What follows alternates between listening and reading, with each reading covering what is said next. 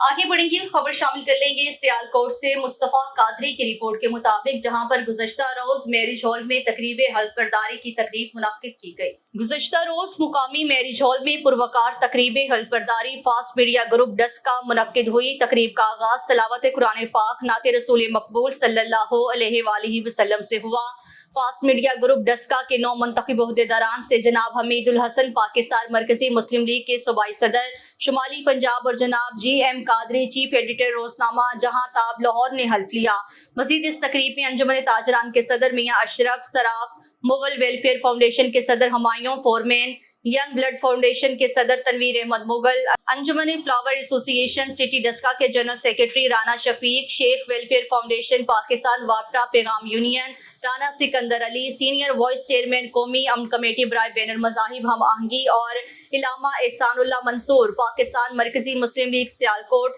चौधरी इम्तियाज अहमद चीमा अमीर जमात तहसील डस्का और दीगर सियासी समाजी मजहबी जमातों के लीडरान ने भरपूर शिरकत की। तकरीब से खिताब करते हुए चौधरी हमीदुल हसन, GM कादरी, हाजी मोहम्मद आसिफ मुगल, गुलाम मुस्तफ़ा कादरी और शाहिद सदीकी और दीगर मोअज़्ज़िज़ीन ने कहा है कि सहाफ़त एक मुक़द्दस पेशा है और कलम के तक़द्दुस का तहफ़्फ़ुज़ हर किस्म के ताल्लुकात और तासुबात से बालातर होकर इंसानियत, मुल्क और कौम और माशरे की फ़लाह व बहबूद और इस्लाह के लिए मस्बत अंदाज में मौसर किरदार अदा करना सहाफ़ियों का अव्वलीन फ़र्ज़ है।